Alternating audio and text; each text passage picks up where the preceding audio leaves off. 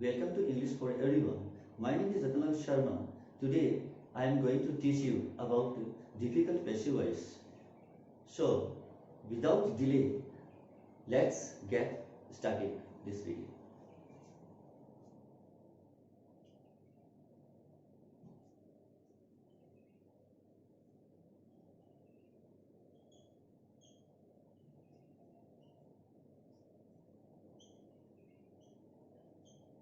Passive voice.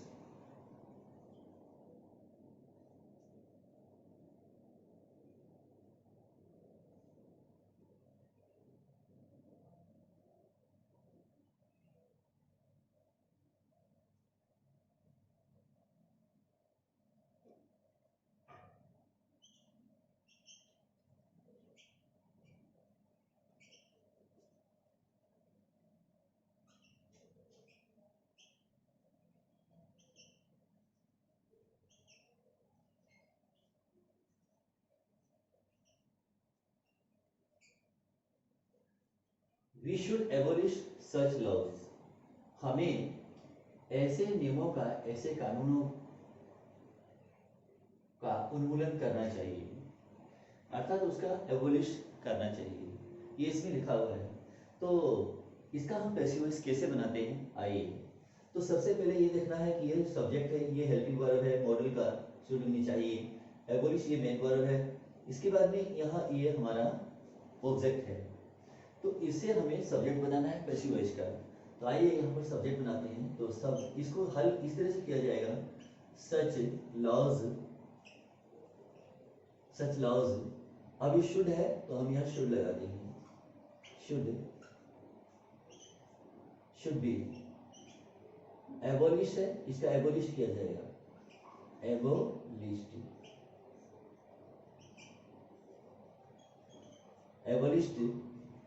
By us. We का object अस होता है, इसलिए हमें अस सीधा नहीं लिखना है, बाय लिख करके उसके बाद में अस लिखना है। तो क्या हुआ, such laws should be abolished by us. ये हुआ, हमारे द्वारा ऐसे कानूनों का उन्मूलन किया जाना चाहिए। ये हुआ। आगे देखिएगा,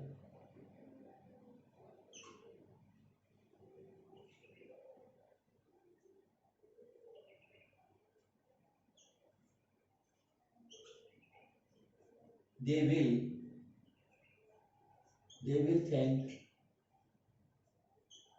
will thank us, वे हमें धन्यवाद देंगे। they will thank us, वे हमें धन्यवाद देंगे। तो इसे कैसे हल करेंगे, अस का सब्जेक्ट क्या होगा, वी। ये वी हो गया। दे के लिए वी लगता है, लेकिन वी के लिए और आई के लिए क्या लगता है, शैल। तो we shall be thanked, THANKED, thanked. We shall be thanked, हमें धन्यवाद दिया जाएगा। शैल बी नहीं जाएगा, हमें धन्यवाद दिया जाएगा। तो इसे इस प्रकार से हल करते हैं। तीसरा देखिए, यदि इसी को ऐसे लिखा जाए कि दे थैंक्ड, THANKED, दे थैंक्ड अस, उन्होंने हमें धन्यवाद दिया। दे थैंक्ड अस, उन्होंने हमें धन्यवाद दिया। तो इसे कैसे करते हैं हल, तो अस का सब्जेक्ट क्या होगा, वी। तो इसे इस तरह लिखेंगे, वी शैल, वी वर ये पास्ट का है, पास्ट डेफिनेट का है। तो पास्ट डेफिनेट में पैसिव वॉइस जब बनाएंगे तो हेल्पिंग वर्ब क्या होगा, वाज वर। तो वाज लगता है सिंगुलर सब्जेक्ट के लिए और वर लगता है प्लूरल सब्जेक्ट के लिए, प्लूरल नाउन के लिए। तो वी वर थैंक्ड अपने आप में थर्ड फॉर्म है, ये THANKED, वी वर थैंक्ड, हमें धन्यवाद दिया गया था, हमें धन्यवाद दिया गया था। अब किसके द्वारा दिया गया था, बाय देम नहीं करने की आवश्यकता है। इसको, ये अनइम्पोर्टेंट सब्जेक्ट होता है, इसलिए हम इसको छोड़ देते हैं, लिखते नहीं कभी भी इनको।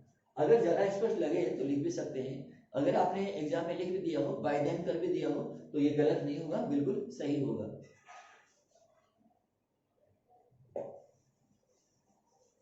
अगला देखिए,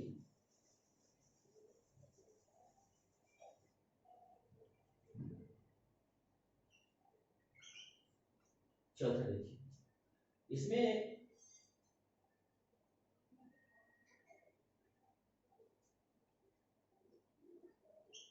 nobody told me where to go. Nobody told me, मुझे किसी ने भी नहीं बताया where to go, कहाँ जाना है। मुझे किसी ने भी नहीं बताया कहाँ जाए, ठीक है, ये या कहाँ जाना चाहिए। where to go का मतलब ये होता है कि कहाँ जाना चाहिए। तो किसी ने भी मुझे ये नहीं बताया कहाँ जाना चाहिए। आगे देखिए क्या करना है। अब बॉडी किसी का नाम नहीं होता, बॉडी किसी का नाम नहीं होता, दे की तरह इसको भी हटा दिया जाएगा, लेकिन नो को हम नॉट बना देंगे और अंदर वाले हिस्से में सेंटेंस के बीच में लिखेंगे इसे। तो सबसे पहले हमें क्या करना चाहिए, इसको सब्जेक्ट बनाएंगे। क्या होगा, आई करने के बाद में अब टेंस के अकॉर्डिंग ये पास्ट डेफिनेट है, तो आई के लिए साइकिल क्या लगेगा, वाज। I was. अब क्या है कि नो को नॉट करते हैं और यहाँ लिख देते हैं no. I was not told, मुझे नहीं बताया गया था, ठीक है ना। आई वॉज नॉट टोल्ड, मुझे नहीं बताया गया था, मुझे नहीं बताया गया था वेयर टू गो, कहाँ जाना चाहिए। I was not told where to go, मुझे नहीं बताया गया था कहाँ जाना चाहिए। अब बताया गया था, अब यहाँ कोई बाय एनीबॉडी या नोबॉडी ऐसे नहीं करना है इसमें, तो बॉडी किसी का नाम नहीं, इसको छोड़ देते हैं। नोट को अंदर वाले हिस्से में लिखिए, आई वॉज नॉट टोल्ड, मुझे नहीं बताया गया था, मुझे नहीं कहा गया था वेयर टू गो, कि कहाँ जाना है। आगे लिखते हैं।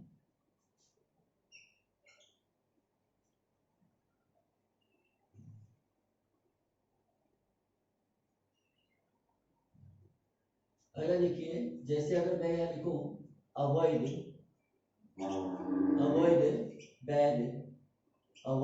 बैड कंपनी, COMPANY, बुरी संगति को छोड़ दीजिए या बुरी संगति से बचो, ठीक है ना। क्विट बैड कंपनी, बुरी संगति छोड़ दो, या फिर अवॉइड बैड कंपनी, बुरी संगति से बचो, यानी कि उसको टालो, ये कहा गया इसमें। अब ऐसे में बुरी संगति से बचो, क्या दिया है इसमें, सलाह दी गई कि बुरी संगति में नहीं पढ़ना चाहिए, उसको छोड़ देना चाहिए, ठीक है ना। तो हमें इसको क्या करना है कि इसको हल कैसे करते हैं, इसको हल करेंगे, you are advised, ADVISED, you are advised to, इसका इतना बना लेना खुद को जरूरी होगा। यू आर एडवाइज्ड टू, यानी इसमें सलाह दी गई कि बुरी संगति से बचो। ये क्या है, एक सलाह है, धमकी नहीं है, ये कोई आदेश नहीं है, ये कोई ऑर्डर नहीं है, और नहीं ये कोई थ्रेट है, धमकी भी नहीं है, ये कोई प्रार्थना भी नहीं है, ये क्या है, एक सलाह है। तो किसी ने सलाह दिया है, किसको दिया, आपको दिया है, आपको सलाह दी जाती है। यू आर एडवाइज्ड टू, आपको सलाह दी जाती है avoid bad company, bad company से दूर रहो। तो इसमें क्या लिखेंगे, to avoid, AVOID, to avoid bad company,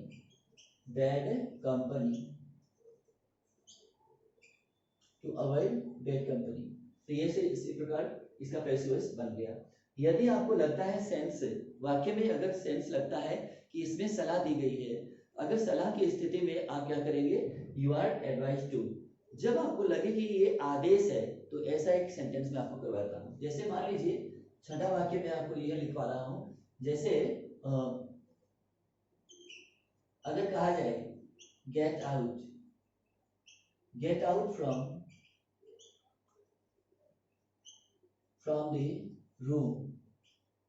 the room, ये है, मान लीजिए gate out from the room, कमरे से बाहर हो जाओ, कमरे से बाहर हो जाओ, यानी बाहर चले जाओ, ये हुआ। अब ये क्या है, ये कैसी स्थिति है, वाक्य में स्थिति को समझिए जरा। इसमें लिखा है कि gate out from the room, कमरे से बाहर हो जाओ। ये कब कहा जाता है, ये जब आदेश होता है, यानी एक प्रकार से ऑर्डर होता है कि तुम कमरे से बाहर चले जाओ, ये आदेश है, ये कोई सलाह नहीं है, ये एक आदेश है। तो आदेश होने की स्थिति में आप क्या करेंगे, यू आर ऑर्डर्ड टू, इतना अपनी तरफ से लिखना पड़ेगा। इसको क्या लिखेंगे, यू आर ऑर्डर्ड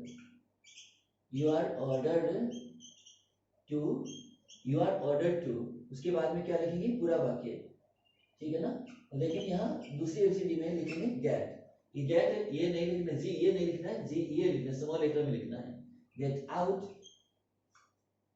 यहाँ ये टू से जुड़ता है, ध्यान रखना है। From, out from, out from the room, from the room, ये हुआ from the room. You are order to get out from the room, आपको आदेश दिया जाता है कि कमरे से बाहर हो जाओ, आपसे कमरे से बाहर होने की आदेश दिया जाता है, ये हुआ। अब आगे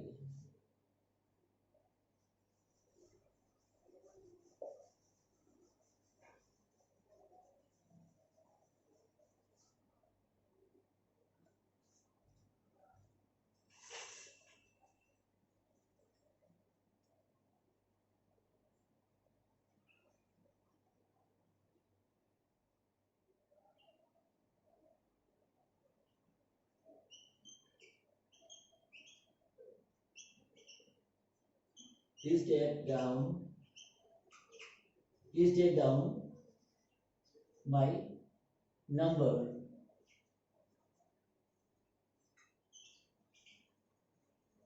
कृपया मेरे नंबर लिख लीजिए। टेक डाउन का मतलब होता है लिख लेना।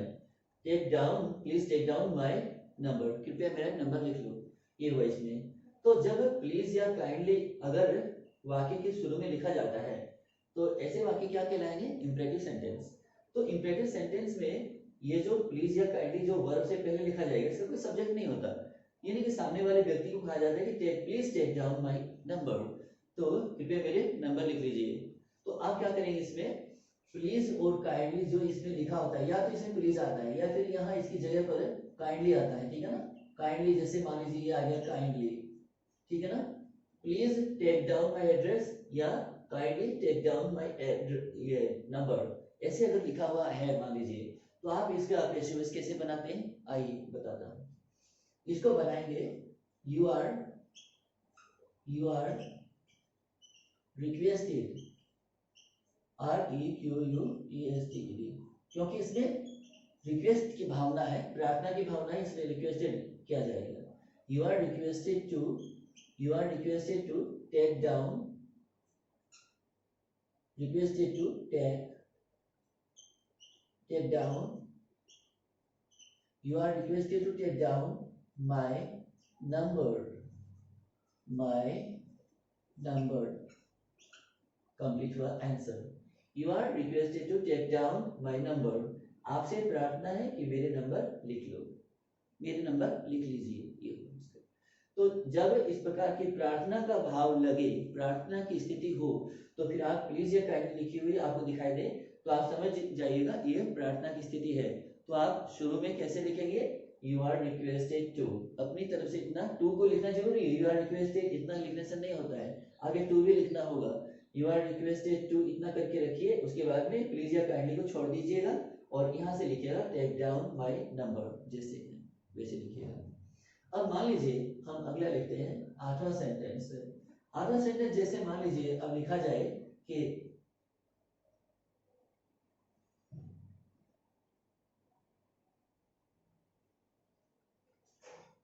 प्लीज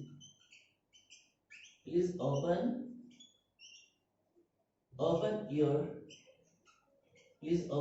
बुक, कृपया अपना बुक खोलिए, कृपया अपना बुक खोलिए, ठीक है ना। प्लीज ओपन योर बुक, तो ऐसे में आप क्या करेंगे, प्लीज से ही पता चल गया कि you are requested to, you are requested, REQUESTED, you are requested to, अब प्लीज को छोड़ दीजिएगा, to open your book, open your book, तो ये हुआ completed. You are requested to open your book, आपसे प्रार्थना है कि आप अपनी पुस्तक खोल लें, ये हुआ इसका। उसके बाद देखिए अगला सेंटेंस है, जैसे मान लीजिए अगर मैं यहाँ लिखूं कि डोंट वेस्ट, आज कुछ महत्वपूर्ण सेंटेंस में आपको पैसिव वॉइस बनाना सिखा रहा हूं। तो डोंट वेस्ट योर मनी, मान लीजिए यहाँ मैंने मनी लिखा है, एग्जाम में हो सकता है डोंट वेस्ट योर टाइम ऐसे भी लिखा हो सकता है, आप अपना समय खराब नहीं करें, या फिर don't waste your precious time, अपना अमूल्य समय खराब नहीं करें, बर्बाद नहीं करें, तो ऐसा भी हो सकता है। लेकिन आपको इसमें घबराना नहीं है। कैसे लिखा जाएगा ये, डोंट से शुरू है ना, नेगेटिव है ये, तो आप इसमें क्या करेंगे कि ऐसे वाक्य को जो डोंट से आता है, डू नॉट से आता है, तो फिर आप क्या करोगे, लेट से शुरू कर दीजिएगा। किससे, लेट से। तो यहाँ इसको हम लेट से शुरू करेंगे। लेट अपनी तरफ से लिखना होगा। लेट का मतलब है ऐसा होने दो, ऐसा करने दो, ठीक है ना, इसका मतलब होता है शुड, चाहिए। तो देख लीजिए क्या होगा, लेट लिख करके your money, late your money, late your money, MONEY, late your money. अब क्या है, डू को छोड़ दीजिएगा, डू को छोड़ दीजिए, नॉट को यहाँ निकाल करके यहाँ लगा लीजिएगा, नॉट को यहाँ लिखना है।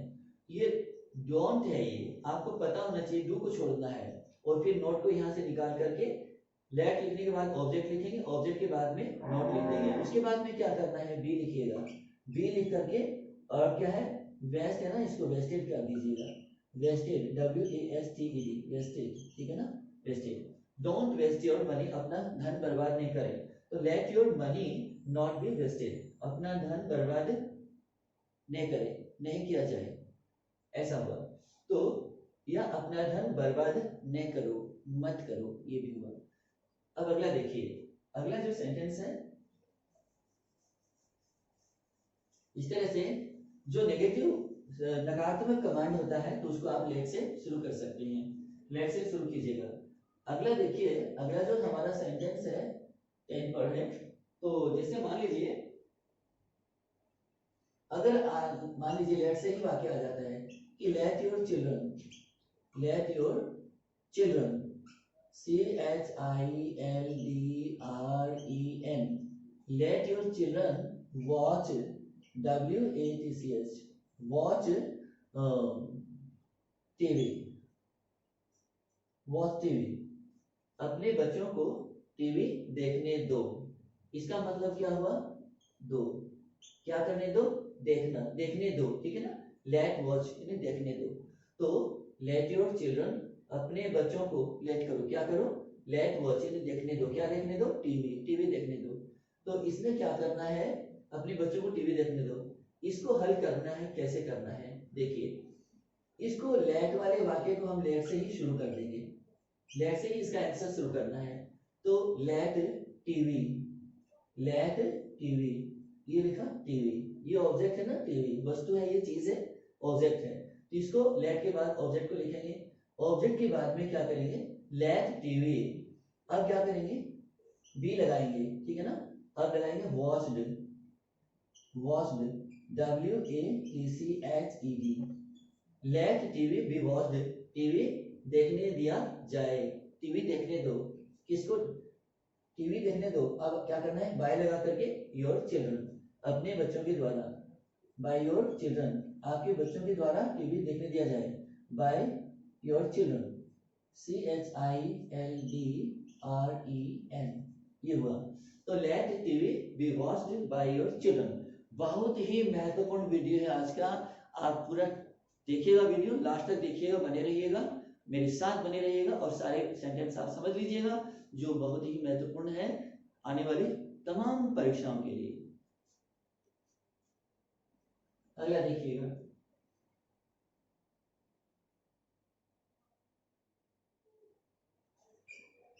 अगर मैं लिखता हूं let, let him read,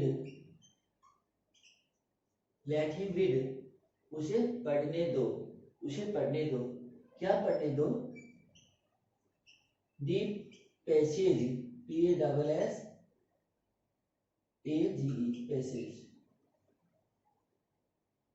let him read the passage, उसे पैसेज पढ़ने दो, ये हुआ, उसे पैसेज पढ़ने दो। अब क्या करना है कि इसको लेट वाले एक्टिव वॉइस को लेट से ही पैसिव वॉइस बना देते हैं। याद रखिएगा, लेट से अगर एक्टिव वॉइस है तो उसका पैसिव वॉइस भी लेट से ही बनेगा। तो कैसे बनाते हैं, ऐसे बनाते हैं, पहले लेट लगाइएगा, लेट लगा करके ऑब्जेक्ट है ना, वर्ब के बाद में, याद रखिएगा वर्ब के बाद में जो होगा वो ऑब्जेक्ट ही होगा। तो let the passage, PASSAGE, AGE, late the passage, फिर क्या करना है, डी लगाना है। रीड की तीनों फॉर्म एक जैसी होती है ना, तो यहाँ READ, पर पढ़ा जाएगा, ये थर्ड फॉर्म है ना, इसलिए ये थर्ड फॉर्म होने की स्थिति में हम इसको रेड पढ़ेंगे, रीड नहीं पढ़ेंगे। तो let the passage be read, passage को पढ़ने दिया जाए या पढ़ने दो, पैसेज को पढ़ने दो। किसको, बाय हिम, बाय लगा करके ये जो हिम है यहाँ से इसको निकालेंगे, बाय के बाद में लिख देंगे यहाँ, और आखिर में आ गई है let the passage be read by him, उसके द्वारा पैसेज को पढ़ने दिया जाए या उसके द्वारा पैसेज पढ़ने दो। ये हुआ इसका। लिखते हैं अगला सेंटेंस।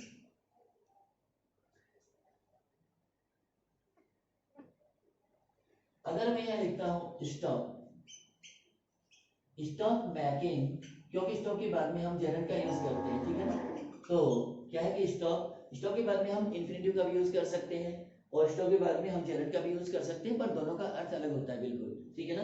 तो स्टॉप मेकिंग ए नॉइज, शोर करना बंद करो, यहाँ शोर करना बंद करो ये कहा गया है। शोर करने के लिए रुका ऐसा नहीं होगा, ठीक है ना, शोर करने के लिए रुको ऐसा नहीं है। इसमें क्या है कि शोर बंद करो, ये बंद करने का मतलब हुआ ये, स्टॉप मेकिंग ए नॉइज, शोर करना बंद करो, ये हुआ, बंद करो, स्टॉप कर दो, बंद कर दो, ये मतलब हुआ। अब स्टॉप यानी रुकना या रोकना नहीं होता यहाँ, तो क्या होगा, रोकना तब होगा ना जब, जैसे मान लीजिए stop to make a noise, शोर करने के लिए रुको, स्टॉप यहाँ होगा stop to make a noise, शोर करने के लिए रुको, यानी शोर करने के लिए रुकना है। लेकिन अब टू स्टॉप, इसमें क्या है कि टू मेक ए नॉइज ऐसा नहीं है, इसमें हमने टू मेक नहीं किया है, इसमें मेकिंग किया गया है, तो इसका भाव बदल गया, इसका जो सेंस है वो बदल गया है। क्या बदल गया है, स्टॉप मेकिंग ए नॉइज है शोर करना, यानी शोर जो तुम पहले से करते आ रहे हो, यानी शोर जो तुम्हारी आदत बनी हुई है, काफी आपने आनंद लिया है शोर करके, अब क्या है कि शोर करना, अब क्या है वो उसको बंद कर दो, शोर करते आ रहे हो तुम और अब काफी शोर कर लिया है और अभी भी तुम किए जा रहे हो, लेकिन अब कहना ये है कि तुम अभी ये बंद कर दो, इसीलिए इसको जेरंड के रूप में लिखा गया है। तो स्टॉप मेकिंग ए नॉइज। अब आगे इसको पैसिव में बदलते हैं, कैसे बदलते हैं, अब ये क्या है कि किसी ने रिक्वेस्ट किया है, प्रार्थना किया है, अब इसमें प्रार्थना का भाव है, भले ही इसके पहले प्लीज या काइंडली नहीं लिखा गया है, लेकिन समझने की दिशा में अगर आप कदम उठाएंगे, सोचेंगे, तो इसमें भाव यही है कि you are requested to,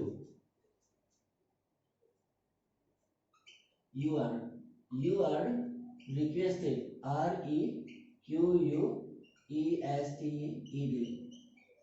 REQUESTED, you are requested to stop, STOP, stop making a noise, stop making a noise, ये हुआ, you are requested to stop making a noise, आपसे प्रार्थना है कि शोर करना बंद कर दीजिए, ये हुआ इसका। You are requested to stop making a noise, ये हुआ, आपसे प्रार्थना है कि आप शोर करना बंद कर दीजिएगा, ये हुआ इसका। चलिए अभी हो गया है इतना, देखिए अगला जो मान लीजिए बहुत ही इंपॉर्टेंट वाक्य मैं आपको समझाने वाला हूं, और ये मेरे सभी देखने वाले दर्शकों को बहुत ही पसंद आएगा ऐसे मेरी उम्मीद है। बस एक लाइक जो मेरा बनता है वो आप जरूर दीजिएगा और शेयर कीजिएगा मेरी इस वीडियो को अधिक से अधिक, और लेकिन पहले आप इस मेरे चैनल को सब्सक्राइब जरूर कर लीजिएगा, तभी मेरा ये वीडियो जैसे अपलोड होगा कोई भी वीडियो तो आप तक जरूर पहुंचेगा। देखिए अगला 13 नंबर, अगर मैं यह लिखता हूं do not kill का मतलब है कभी, do not kill the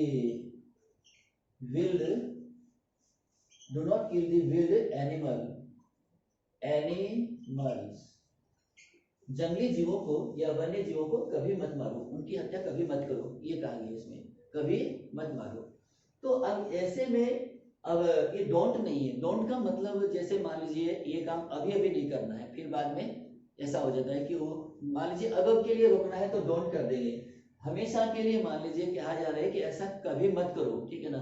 जैसे अब कहा जा रहा है डू नॉट वेस्ट वाटर या डू नॉट वेस्ट टाइम, इस समय बर्बाद मत करो, पानी बर्बाद मत करो, या फिर जैसे मान लीजिए यहाँ पे आ गया do not kill the wild animals, तो जंगली जानवरों को इसका डू को नोट को अलग लिखा गया है, डोंट नहीं लिखा गया है, इसमें डू नॉट लिखा गया है, तो इसका सेंस अलग होता है। इसमें सेंस ये है कि ये काम कभी मत करो, अपने जीवन में कभी भी मत करो, इसका मतलब ही हुआ कभी नहीं करो ऐसा।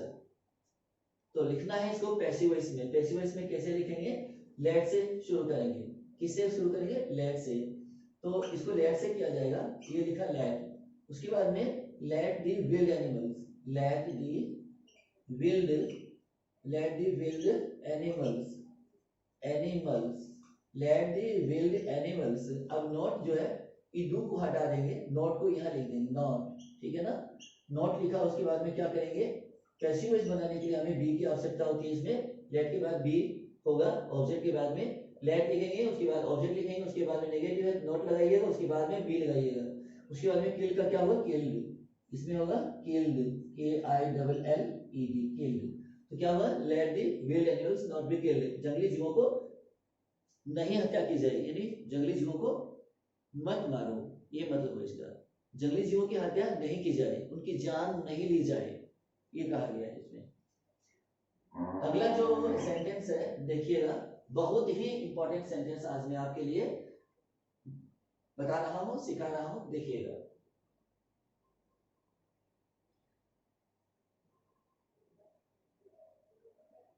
अगर मैं यह लिखता हूं कुछ अलग से है, ये भी, he is going, he is going to, he is going to play, he is going to play, वह खेलने वाला है क्या, क्रिकेट, CRICKET, वह क्रिकेट खेलने वाला है, he is going to play cricket, खेल का नाम है, तो ये क्या ऑब्जेक्ट है, क्या खेलने वाला है, क्रिकेट, क्रिकेट एक खेल का नाम है, क्या क्या का जवाब है, क्रिकेट, तो ये ऑब्जेक्ट है। अब ऐसे में हम क्या करेंगे, क्रिकेट को हम सब्जेक्ट बना लेंगे, क्रिकेट CRICKET, ये लिखिए क्रिकेट, ये क्रिकेट हुआ। क्रिकेट के बाद, क्रिकेट एक खेल का नाम है, ये सिंगुलर सब्जेक्ट है, इसलिए यही इज को हम यहाँ सिंगुलर सब्जेक्ट है तो इज लगा लेते हैं, क्योंकि इस रहने के हेल्पिंग वर्ब क्या है, इज एंड आर, तो आर तो तब लगेगा ना जब ये बहुवचन होगा, लेकिन ये सिंगुलर सब्जेक्ट है, तो इसका ही के लिए इज आया था, तो ये भी एक सिंगुलर सब्जेक्ट है, इसके लिए भी हमने इजी लगा दिया। पर ये मत सोचिएगा कि ये वाला इज हमने यहाँ लगाया होगा, ऐसा कुछ भी नहीं है, इस सब्जेक्ट के अकॉर्डिंग सब्जेक्ट सिंगुलर है, इसलिए हमने इज लगाया है।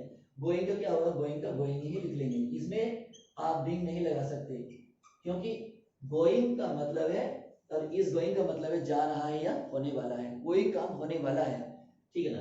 क्रिकेट इज गोइंग, ये हुआ। अब टू का क्या करना है, टू बी, टू का टू बी लिखना है, टू का टू बी बना दीजिएगा, प्ले का प्लेड कर दीजिएगा, प्ले का प्लेड करना है, ये प्लेड कर दिया। Cricket is going to be played, cricket खेला जाने वाला है, क्रिकेट खेला जाने, टू बी प्लेड खेला जाने, इज गोइंग वाला है, खेला जाने वाला है, क्रिकेट खेला जाने वाला है, किसके द्वारा, बाय हिम, अब लगाएंगे यहाँ बाय, और ही का ऑब्जेक्ट क्या हुआ, हिम, बाय हिम, उसके द्वारा क्रिकेट खेला जाने वाला है, ये हुआ इसका। चलिए एक और समझिए इसी तरह से, यही वाक्य एक टाइप से और मैं आपको समझा रहा हूँ, देखिएगा कि जैसे मान लीजिए अब मैं यहाँ लिखूं, she is going, she is going to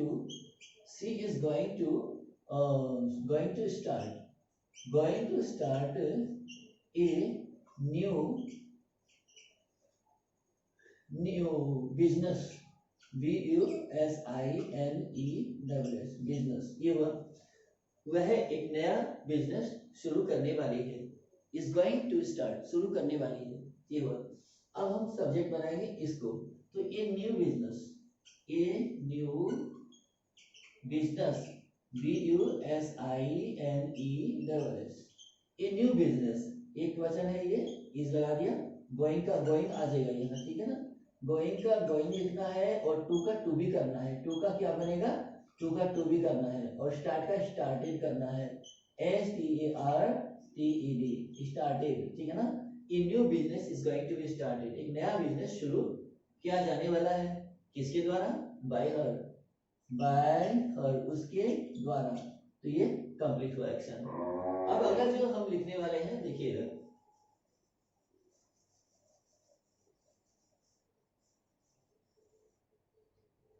अगला देखिए सेंटेंस जो हमारा अगला है,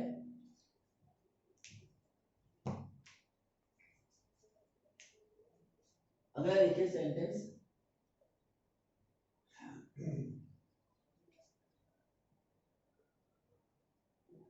अगर मान लीजिए ये क्वेश्चन ऐसे आता है, why do why do you why do you abuse, abuse, why do you abuse him, तुम उसे गाली क्यों देते हो। ये प्रश्नवाचक है, ये प्रश्नवाचक है और प्रेजेंट इंडेफिनिट में है, इंट्रोगेटिव, ठीक है ना। प्रेजेंट इंडेफिनिट में इंट्रोगेटिव है, क्या पहचान होगा कि प्रेजेंट इंडेफिनिट में जब हम प्रश्नवाचक वाक्य बनाते हैं तो डू या डज को सब्जेक्ट से पहले लगाते हैं। डज तो तब लगेगा ना जब यहाँ ही से इट हो, और डू लगेगा जैसे I, do we, do you, do they. अगर ये प्लूरल सब्जेक्ट है तो डू लगेगा, अगर सिंगुलर है तो डज लगेगा। तो आप समझ लीजिएगा कि ये प्रेजेंट इंडेफिनिट क्या बना हुआ है। तो प्रेजेंट इंडेफिनिट के रूल के अनुसार जो स्ट्रक्चर है उसके अनुसार ये पैसिव वॉइस बनेगा। तो देखते हैं कैसे बनेगा। वाई का जो ये प्रश्नवाचक है तो पैसिव वॉइस भी प्रश्नवाचक ही बनेगा ना, देखना है। अब हिम को सब्जेक्ट बनाएंगे तो क्या होगा, ही। अब ही का अब इसके अंदर जो हेल्पिंग वर्ब में, इसमें जो हेल्पिंग वर्ब है, टेंस का हेल्पिंग वर्ब तो डू डज है, लेकिन इसके अंदर इसी टेंस के अंदर अगर हम पैसिव वॉइस बनाएंगे तो हेल्पिंग वर्ब क्या होगा, is, am, are, third form लगाना है उसके बाद में। तो अगर मान लीजिए हिम को हम सब्जेक्ट बनाएंगे, ही लगाएंगे तो सब्जेक्ट साइकिल क्या बना, इज, वाई इज ही, ठीक है ना, वाई इज ही। अब क्या करना है, थर्ड फॉर्म लगाना है इसमें, इसमें थर्ड फॉर्म लगाने के इंडेफिनिट है इसलिए ये प्रेजेंट डेफिनेट है। तो अब इसमें क्या करेंगे, थर्ड फॉर्म लगाएंगे, abuse, why is he abused, उसे गाली क्यों दिया जाता है।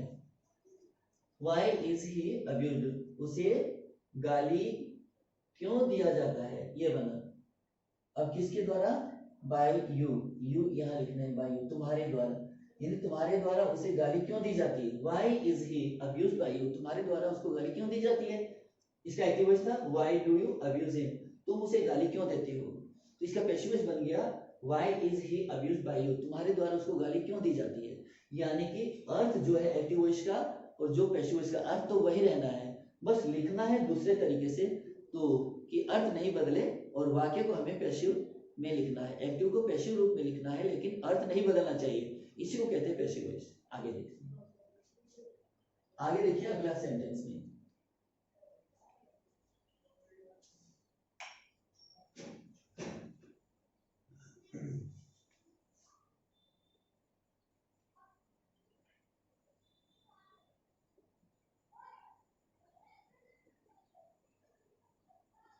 when will he return, return, when will he return my book, वह मेरी पुस्तक कब लौटाएगा। ये प्रश्नवाचक है, फिर से इंट्रोगेटिव सेंटेंस है। when will he return my book, वह मेरी किताब कब लौटाएगा, when will return, कब लौटाएगा, यानी मेरी पुस्तक जो उसको ले गया था, यानी कब लौटाएगा, ये मतलब है इसका। हमें इसको पैसिव वॉइस में बदलना है, तो ये टेंस कौन सा है, फ्यूचर इंडेफिनिट, हमें फ्यूचर इंडेफिनिट में ही पैसिव वॉइस बनाना होगा। जिस जो एक्टिव वॉइस का टेंस है हमें पैसिव वॉइस का भी वही टेंस रखना है, लेकिन टेंस जो है कि टेंस की सहायक क्रिया अलग होती है और पैसिव स्ट्रक्चर की सहायक क्रिया अलग होती है, लेकिन होती तो वही है, लेकिन थोड़ा सा हमें अलग टाइप से लिखना पड़ता है, तो आप समझिएगा। अब वैन का क्या है कि वैन का वैन ही लिखेंगे, वैन का वैन लिख लिया क्योंकि कब, वैन में नहीं कब। अब क्या करेंगे, माई बुक, मेरी बात नहीं हो रही है, बात बुक की हो रही है। बुक, बुक क्या है, थर्ड पर्सन नहीं है, थर्ड पर्सन में इट का, इट से ये ताल्लुक रखने वाला है, तो क्या होगा, विल ही लग जाएगा इसमें, ठीक है ना। अगर इसमें आई का मतलब होता तो सेल लगता, या वी का मतलब होता तो सेल लगता, लेकिन ये आई वी का कोई सवाल नहीं इसमें बुक का, बुक के बारे में कहा जा रहा है तो विल लग जाएगा, ठीक है ना।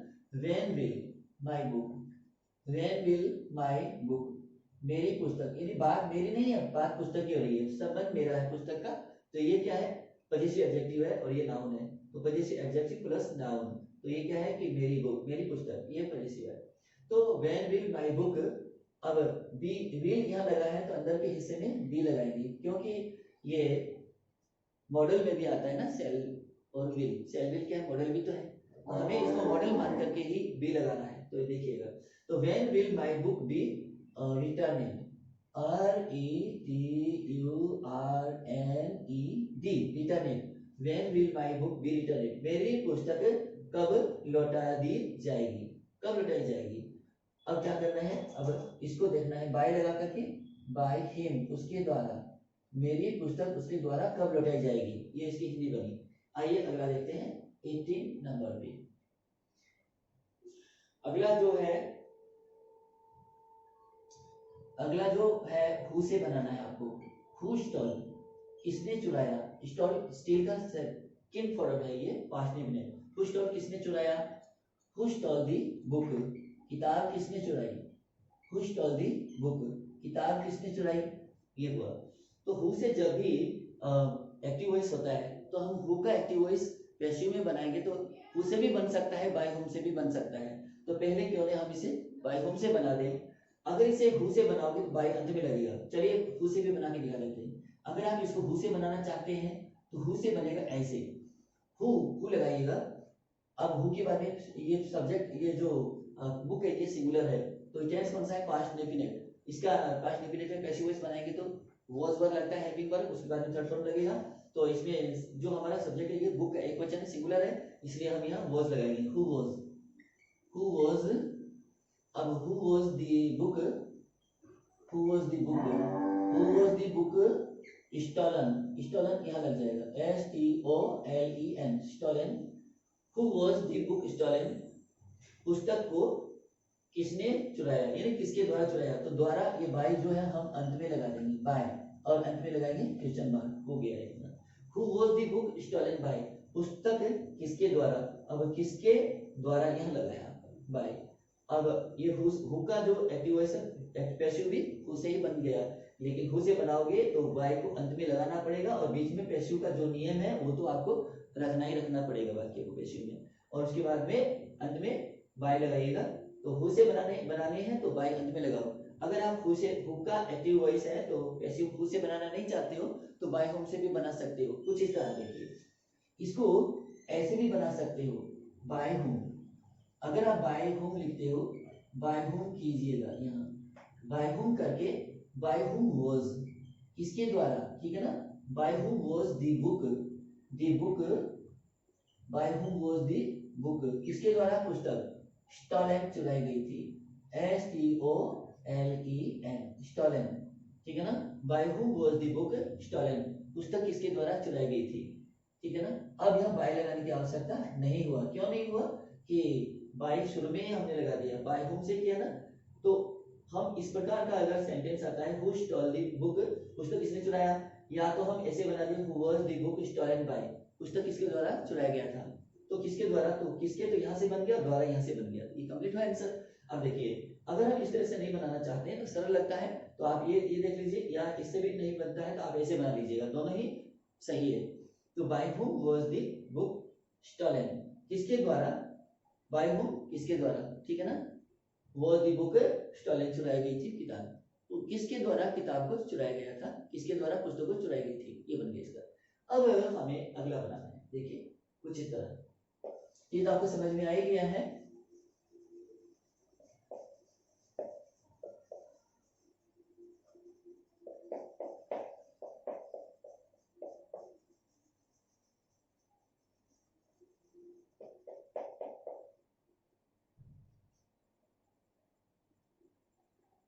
अगला सेंटेंस हम बनाना चाहते हैं, अब देखिएगा,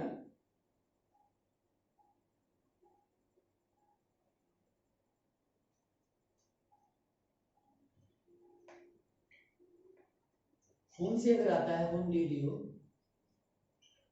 you help, whom मीनिंग किसे या किसको, did you help तुमने सहायता की, तुमने किसको सहायता की, तुमने किसे सहायता किया। अब ये प्रश्नवाचक है, तुमने किसको सहायता किया, तुमने किसे सहायता किया, ये बना इसका हिंदी। अब ये एक्टिव वॉइस है, हमें इसको पैसिव वॉइस में बदलना है। तो इसका पैसिव वॉइस, होम से अगर एक्टिव वॉइस है तो इसका पैसिव वॉइस आप केवल हु से ही बना पाएंगे। तो इसको हु से बनाएंगे तो हु को ऐसे लिखना है, हु करके, अब टेंस कौन सा है, पास्ट डेफिनेट। तो इसकी जो पास्ट डेफिनेट में क्वेश्चन है ये, तो आप क्या करेंगे, इसको ये 5 मिनट में। तो आप क्या करेंगे इसमें कि पैसिव वॉइस बनाएंगे तो इसमें was लगाना होगा। who was helped किसकी सहायता की गई थी। who was helped किसकी सहायता की गई थी, ठीक है ना। by लिखे by you आपके द्वारा या तुम्हारे द्वारा, तुम्हारे द्वारा किसकी सहायता की गई थी। who was helped by you तुम्हारे द्वारा हेल्प किसकी हुई या किसकी हेल्प की गई तुम्हारे द्वारा, ये इसमें सेंस है। ये हो गया।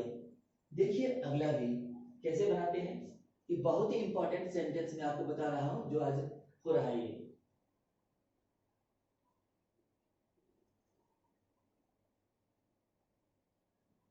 अगर मैं लिखूं इस तरह से वेयर से अगर मैं वाक्य को बनाऊं तो जैसे मान लीजिए वेयर हैज ललिता,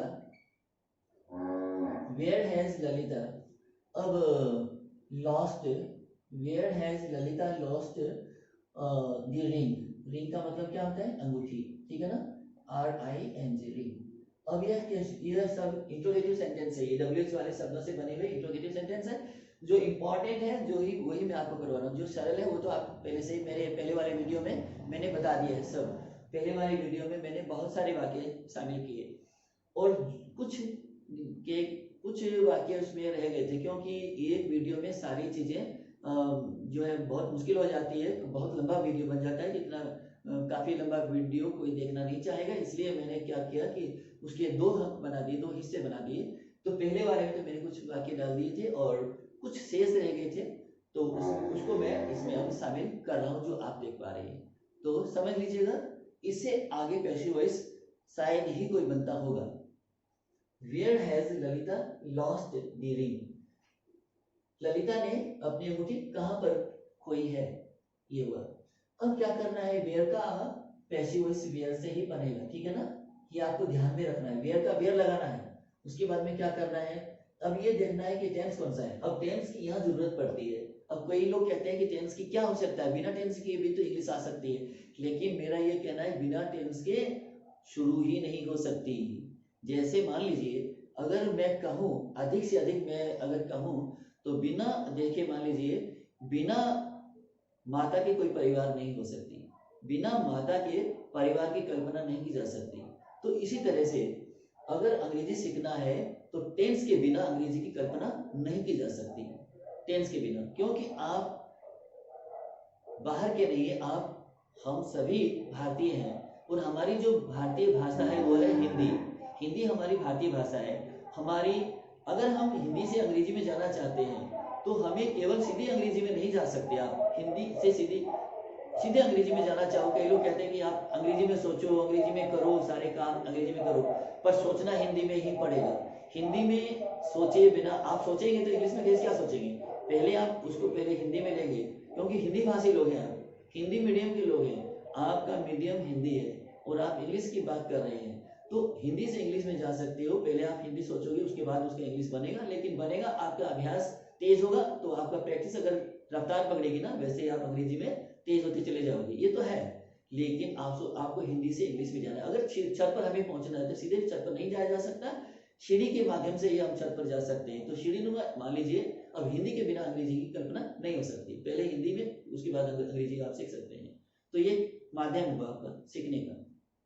तो वेयर से हमें इसको बनाना है, क्या करेंगे, वेयर, अब क्या करना है, बात रिंग की हो रही है, रिंग क्या है, एक सिंगुलर सब्जेक्ट है, तो where has the ring, ring को क्या हुआ, खोया गया है ना, वेयर हैज द रिंग, अब परफेक्ट है इसलिए परफेक्ट है ना, हैज लॉस्ट परफेक्ट है, ये प्रेजेंट का परफेक्ट है, तो परफेक्ट कोई भी हो तो आगे बिन लगता है, तो वेयर हैज द रिंग बिन यहाँ लगेगा, बिन करके उसके बाद में लॉस्ट लिखना है, ये लिख दिया यहाँ लॉस्ट, ठीक है ना।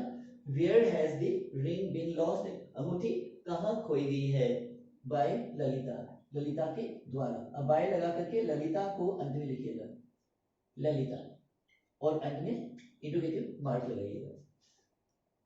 तो ये हुआ। उसके बाद में मान लीजिए तो मुझे उम्मीद है कि आपको समझ में आ रहा है। लिखिए एक सेंटेंस और आपको समझा देता हूँ। तो देखना है आपको, बहुत ही बारीकी से समझना है। जैसे मान लीजिए अब मैं अगर कहूँ कि सी इज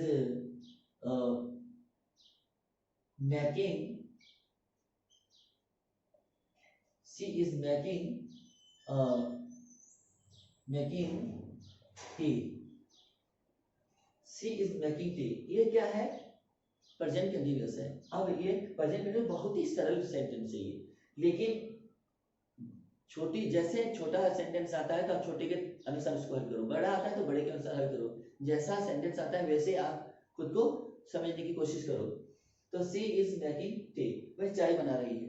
तो फिर चाय को क्या है, चाय को क्या हो रहा है, बनाया जा रहा है, समझना है। तो यहाँ टी लिखिएगा।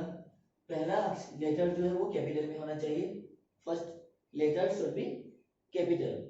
उसके बाद में टी लिख करके उसके बाद में क्या लिखना है, इज लिखना है। उसके बाद में इसकी आईएनजी वर्ब को आपने देखा तो क्या लगाएंगे, बीइंग, ठीक है ना, ये लगा दिया बीइंग। उसके बाद में मैड का थर्ड फॉर्म क्या हुआ, मैड, MADE, मैड हुआ। तो टी इज बीइंग मैड, चाय बनाई जा रही है। चाय बनाई जा रही है, किसके द्वारा, बनाने वाली कौन है। अब सी का ऑब्जेक्ट क्या होगा, हर। तो सीधा हर नहीं लिखना है, उससे पहले बाय लिखना होगा, बाय हर, और अंत में फुल स्टॉप लगाइएगा। तो T is being made by हर, उसके द्वारा चाय बनाई जा रही है, ये क्वेश्चन। तो एक लास्ट में एक सेंटेंस और मैं आपको बताना चाहूंगा जो एग्जाम में कई बार देखा गया है कि जैसे मान लीजिए ये सेंटेंस मैंने वर्ष 2004 के अंदर ये सेंटेंस मैंने देखा था एग्जाम में, और वही सेंटेंस अभी तक ये सेंटेंस जो है इंपॉर्टेंट बने हुए, लेकिन ऐसे कम ही आते हैं, लेकिन मैं आपको करवा रहा हूँ, देखिएगा। जैसे मान लीजिए इसमें लिखा गया था कि वर्क हार्ड, ये आया था। तो ऐसे सेंटेंस कभी कभी एग्जाम में आ जाते हैं। तो अगर इतना सा वाक्य आ जाए तो कई बार क्या है, विद्यार्थी सोचता है कि ये कैसे होगा। कोई भी एग्जाम में मान लीजिए जो जो कर रहा है उसको हल, उसको है, उसको लगेगा कि ये कैसे होगा, ये तो होने को, उसको ढूंढेगा इसमें सब्जेक्ट, वो ढूंढेगा इसमें ऑब्जेक्ट, लेकिन सब्जेक्ट ऑब्जेक्ट कहाँ मिलेगा उसको। लेकिन ऐसे वाक्य हल कैसे किए जाएंगे। वर्क हार्ड, किसी ने कहा है वर्क हार्ड, कठोर परिश्रम करो। इसमें क्या दिया गया है, क्या आभास होता है आपको, इसमें दी गई है सलाह, ठीक है ना, सलाह दी गई है कि कठोर परिश्रम करो, ठीक है ना, कठोर परिश्रम करो। अगर ये बात अध्यापक की तरफ से कही गई है तो उसमें ऑर्डर कर सकते हो। अगर मान लीजिए ये सलाह के रूप में देखा जाए तो एडवाइस टू भी कर सकते हो। तो मुझे ये लगता है कि ये एडवाइस दी है, सलाह दी गई है कि आप एक करो, ठीक है ना, कठोर परिश्रम करने की सलाह दी जाती है, सुझाव दिया जाता है। मान लीजिए सलाह या सुझाव में हम क्या करेंगे, एडवाइस, तो इसमें क्या करेंगे, यू आर, घबराना नहीं है, हल करना है, घबराना कोई हल नहीं होता। You are advised, you are advised, आपको सलाह दी जाती है टू वर्क हार्ड। अब देखिए कैसे हल हुआ, HARD, वर्क हार्ड, ये हल हुआ। You are advised to work hard, आपको सलाह दी जाती है कि आप कठोर परिश्रम करें, आपको सुझाव दिया जाता है कि आप कठोर परिश्रम करें, ये हुआ इसका। अब ऐसे वाक्य बहुत ही आसान होते हैं। जैसे मान लीजिए एक और मैं आपको कराने वाला हूँ कि एक सेंटेंस लास्ट का मान लीजिए एक और करा दूं कि आपको पूरा समझ में आ जाए। जैसे मान लीजिए अब जैसे कि ये 22वां है, ये 23वां कर लीजिएगा। अब जैसे मान लीजिए अब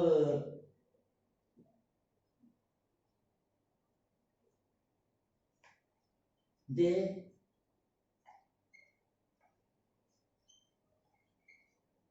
थैंक्ड मी, उन्होंने मुझे धन्यवाद दिया, एक्टिव वॉइस सही है लेकिन ये पास्ट का है, इंडेफिनिट का। उन्होंने मुझे धन्यवाद दिया, तो उन्होंने, तो ये तो लिखा नहीं जाएगा पैसिव में, ये तो गया बाय देन, तो हम कर नहीं सकते क्योंकि अनइम्पोर्टेंट सब्जेक्ट है। किन्होंने, नाम तो इसमें किसी का है नहीं, तो हम किसको लिखेंगे, किसको बनाएंगे, ऑब्जेक्ट नहीं बनेगा। तो बी का सब्जेक्ट क्या हुआ, आई, तो इसमें आई किया पास्ट इंडेफिनिट। अगर आप टेंस को पहचानते हैं तो पास्ट इंडेफिनिट है, पास्ट इंडेफिनिट में आप टेंस के अकॉर्डिंग आपको याद आएगा इसमें कि हेल्पिंग वर्ब क्या बनेगी, वाज या वर। तो आई क्या है, एक सिंगुलर सब्जेक्ट है, इसलिए इसके साथ में क्या लगेगा, वाज। आई वाज थैंक्ड, मुझे धन्यवाद दिया गया था, मुझे धन्यवाद दिया गया था या मुझे धन्यवाद मिला, ये मान लीजिए आई वाज थैंक्ड, मुझे धन्यवाद दिया गया, बस इतना ही बनेगा इससे, इससे ज्यादा कुछ भी नहीं बनेगा। तो ये हुआ। तो मुझे उम्मीद है कि आज के जो मैंने सेंटेंस जो पैसिव वॉइस में डिफिकल्ट सेंटेंस जो बन सकते थे, तो मैंने आपको समझाने का पूरा पूरा प्रयास किया है। और यदि मेरा ये वीडियो आपको पसंद आए तो अधिक से अधिक इसको शेयर कीजिएगा और लाइक कीजिएगा, मेरे चैनल को सब्सक्राइब भी कीजिएगा, ताकि मेरे कोई भी आने वाला वीडियो है आप तक जरूर पहुंच पाएगा। Thank you so much for watching this video.